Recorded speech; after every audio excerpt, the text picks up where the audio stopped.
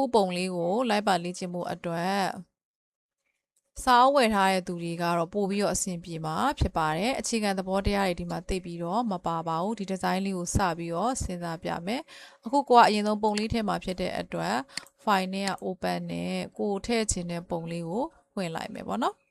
ကိုထည့်ခြင်းတဲ့ပုံလေးကိုရှာပြီးတော့ open လုပ်လိုက်မယ် open လုပ်ပြီးတော့ဒီလိုဆွဲချပြီးတော့ဒီလိုဖိဆွဲထည့်မယ်ပြီးရင်ဒါလေးကိုထွက်လိုက်မယ်ကိုလိုချင်တဲ့လောက်ချိန်မှာဖြစ်တဲ့အတွက် control T လုပ်ပြီးတော့ပုံလေးကိုချိန်လိုက်ပါမယ်ချိန်ပြည့်အခါမှာ enter ခေါက်ကိုက reference ယူနေရဒီပုံလေးဒါ Google က search လုပ်ထားတာเนาะဒီပုံလေးကို reference ယူနေရဖြစ်တဲ့အတွက်ဒီပုံလေးကိုအပေါ်ပို့ထားတယ်ဒီပုံလေးကိုတီးလိုက်မယ်ဟုတ်ပြီအဲ့ဒီမှာနောက်ထပ်တစ်ဆင့်ကဘာရှိတာလဲဆိုတော့ဒီအဝါရောင်လေးဆွဲရမယ်ဆိုတော့ layer အသစ်ခေါ်မယ်ဒီနားကနေပဲ layer အသစ်ခေါ်မလား layer 2ကနေပဲ layer အသစ်ခေါ်မလားဒါဆိုရင်ကိုထည့်ထားတဲ့ပုံကဒီနေရာဆိုတော့ဒီနေရာကနေပြီးတော့ layer အသစ်ခေါ်မယ်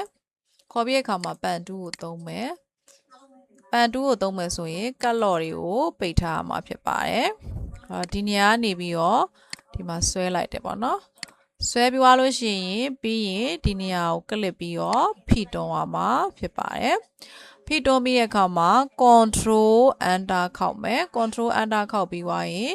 အယောင်ထည့်မယ်အယောင်ကပုံထဲကအယောင်နဲ့လိုက်ဖက်မှုရှိအောင်ထည့်ချင်တယ်ဆိုရင်ပုံထဲမှာတစ်ချက်ကလစ်လိုက်ဒီမှာကလစ်လိုက်ပါနော်ကလစ်ပြီးသွားရင် okay လုပ်မယ်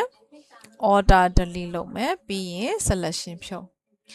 ဟုတ်ပြီဒီလိုမျိုးလွတ်မနေအောင် control T လက်ဒီဟာလေးကိုအပြင်ဘက်ကနေတကယ်တော့ယူဆွဲတာကောင်းတယ်ပေါ့နော် enter ခောက်မယ်ပြီးသွားရင်ဒီအလုံးလေးတွေလုံးမယ်လုံးလေးတွေကကြတော့ဒီမှာ elite 2ယူမယ်လေယာအသစ်ခေါ်မယ်အလုံးတစ်လုံးဆွဲမယ်ပြီးရဲ့အခါမှာအယောင်ထည့်ထားမယ် selection ဖြုတ်မယ်အလုံးထဲကိုပုံလေးထည့်ချင်တာဖြစ်တဲ့အတွက် file နဲ့က open နဲ့ကိုထည့်ချင်တဲ့ပုံလေးတွေကိုဖွင့်ရမှာဖြစ်တယ်ကိုကဒီပုံလေးထည့်ချင်ဒီပုံလေးကို open လုပ်မယ် open လုပ်ပြီးတော့ဆင်မတို့ကဒီထက်ကနေပြီးတော့ဒီဘက်ကိုဆွဲထည့်ပြီးတဲ့အခါမှာဒီမှာလုပ်မယ်နော်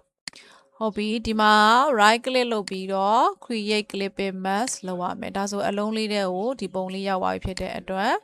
layer ပေါင်းလိုက်မယ်ပြီးရင်အနားရောင်လေးထည့်မယ် FH ထဲက stone နဲ့အနားကိုအဖြူရောင်လေးသုံးမှာဖြစ်တယ်ဒီနေရာကိုသွားပြီးတော့အဖြူရောင်ကိုသွားမယ်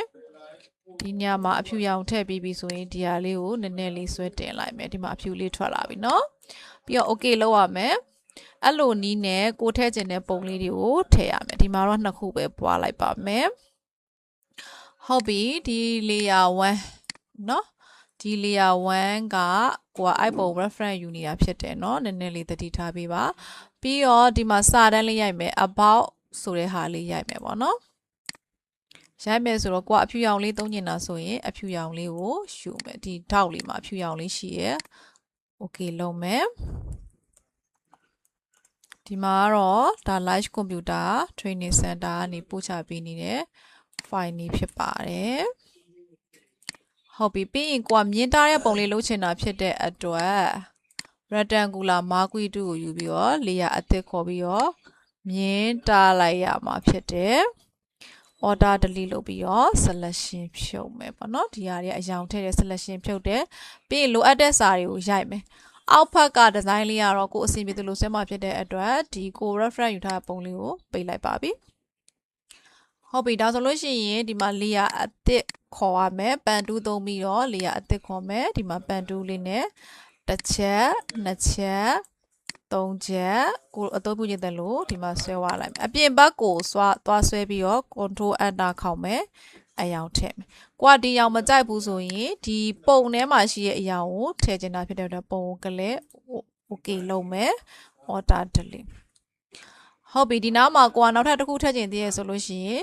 layer အသစ်ခေါ်မယ်နောက်ထပ်တစ်ခုကိုဒီမှာထည့်ပြီပေါ့နော်ဒါတော့ကိုအသုံးပြုတဲ့လို့သုံးလို့ရပါတယ်ဟုတ်ပြီ control enter ခေါက်မယ်အယောင်ကိုအနုယင်သုံးရင်ပိုလှပါတယ်အနုယင်လေးသုံးလိုက်မယ်ပြီးရင် order delete လုပ်လိုက်ဒီ layer အောက်ဘက်ကိုရောက်နေဆိုရင်အပေါ်အောက်ဒီလိုကစားပေးလိုက်ပါဒါဆိုရင်တော့ကိုလိုချင်တဲ့ဒီဇိုင်းလေးကိုရရှိသွားမှာဖြစ်ပါတယ်စာအုပ်လေးဝယ်ပြီးလေ့လာနေတဲ့လူတွေကလိုက်ပါလေ့ကျင့်လို့ရတယ်လို့ဒီပုံစံလေးတွေကိုလိုက်ပါလေ့ကျင့်နေတယ်ဆိုတဲ့သူက Photoshop အခြေခံရှိမှသာပုံမလွယ်ကူမှာဖြစ်ပါတယ် Photoshop အခြေခံဒီဒီဇိုင်းထိပါတဲ့စာအုပ်တွေကိုလေ့လာဖို့ မှာယူလို့ရပါပြီ highlight လို့ရလဲရပါပြီเนาะ